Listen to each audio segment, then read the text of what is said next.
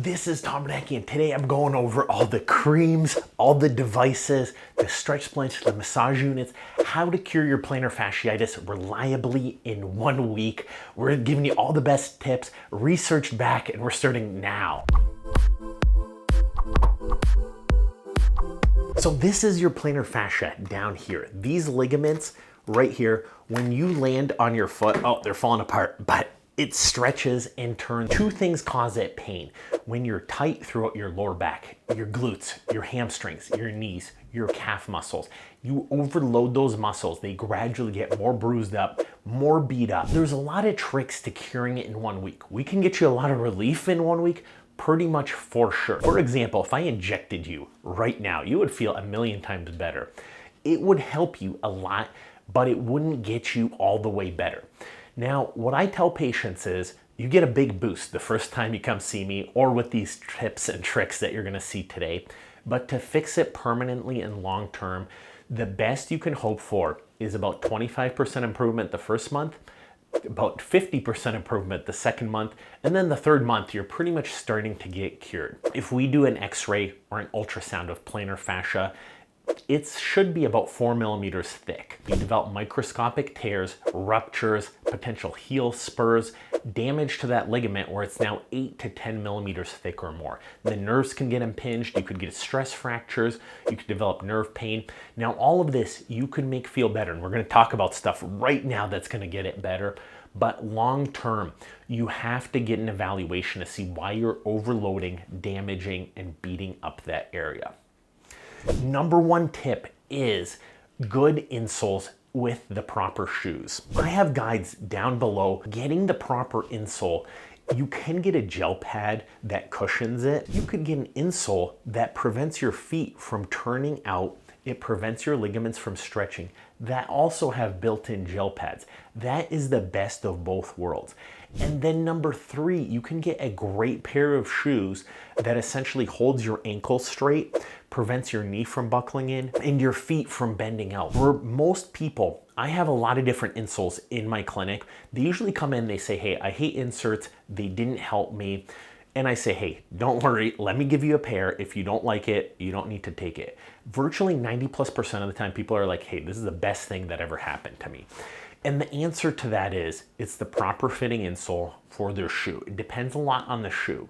What I recommend people do, if you're watching this video because you're in such pain, great shoes with already pre-built-in insoles, shoes like Orthofeet, shoes like Brooks, Saucony. There's so many others out there. I go over my best shoes guide below. Make sure you check that guide out. I have discount codes, coupon codes, everything. I put a lot of time into that. I have orthotic guides, shoe guides. I'm not gonna spend much more time. I have videos about that as well. Let's get to the treatments that actually get you feeling better right now at home. There's creams and there's things like BioFreeze.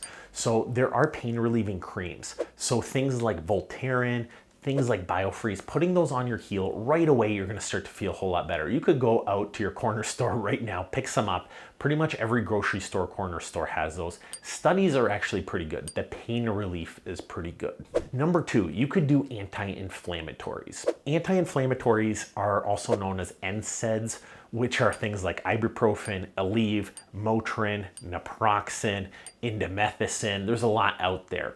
These are different than Tylenol. So Tylenol works on your brain so you sense less pain.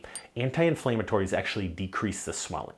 They don't actually speed up the healing. So if you have microscopic tears, they're not gonna heal it, but your pain level will be better. For that reason, I always tell people, don't stay on it for more than a week or two. It's probably gonna be detrimental to your health overall. You can also do steroids.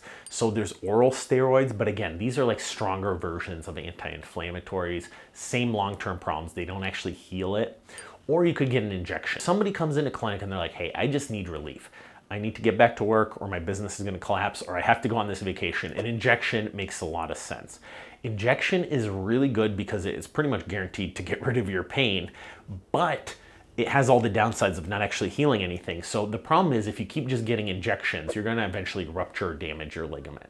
It's a one-time thing, but then you want good shoes, good orthotics. Now another thing is something like this night splint. You could wear this, it helps you stretch for like 20, 30 minutes at a time while you're watching TV, or you could wear it at nighttime so you wake up in the morning and you're feeling a lot better.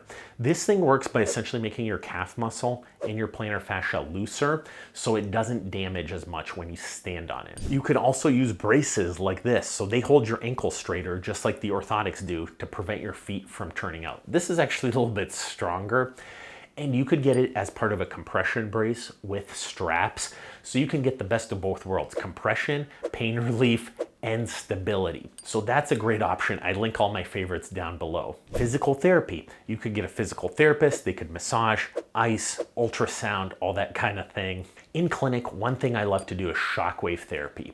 So extracorporeal shockwave therapy. Studies are unbelievable on this. I use it pretty much every single time on my patients, unless you're like in severe pain and just recently injured yourself.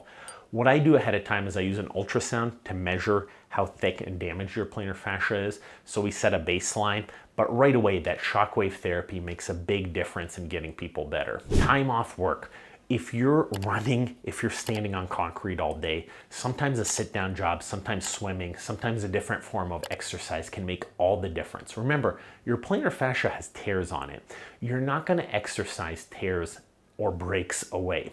Massage techniques. You could use a lacrosse ball and basically just roll your foot over it with pressure for 15, 30 seconds at a time. That's going to break up those adhesions, get rid of that swelling in your plantar fascia. That can make a big difference. You could use a tennis ball, you could use a baseball, you could use a lot of different things. A study in 2014 showed that lacrosse ball can be very beneficial compared to other ones. You could have your spouse massage you. You could put one leg over your knee and massage it using your thumbs. That makes a big difference. Sometimes you find a lump. That lump is called the plantar fibroma. You could help break that one up as well. So manual massage with your hands. You could take a frozen water bottle and ride your foot back and forth over it. That makes a big difference. Get that ice off there, get the foot feeling better. Foot massage units like this. This makes a big difference as well. This helps massage your feet, breaks up those adhesions, that tightness, really gets you feeling better. The foot units are great because 15, 30 minutes, there's actually a lot of studies. In 2020, 2023, these are proven. You can get a massage gun for your thighs, your glutes, your hamstrings. I have discount codes, all my favorites down below. They work extremely well. Stretches. So for your calf muscles, your hamstrings, your glutes, your plantar fascia, I have great guides on this below. Foot exercises. Picking up marbles, doing the alphabet, your flexor, your extensor tendons, strengthen your feet. I got the guides below. But here's the big secret. You're getting damage to your plantar fascia. Pretend someone's punching you in the shoulder. What happens is, as you develop a bruise, eventually you just can't lift your arm because it's so sore. There's actual damage to the muscle and the ligament. You can't just inject it, put creams on it, and massage it to health. You need to protect it. That's where a podiatrist's biomechanical exam comes in to get pressure off the site. This really makes a big difference. So this offloading really gets pressure off there. You have hip pain, knee pain, foot pain. A lot of times people have impinged nerves, compression syndromes, back damage. This really adds up to the point where none of these things will work. So check out my videos below. I go over all that. Great orthotics, great shoes, great stability, proper diagnosis. These things are the key. I'm telling you, patients that come in and see me, it's like a 95+% success rate. You don't really need surgical relief. You don't really need protocols from that standpoint. It really makes a big difference. So check that guide.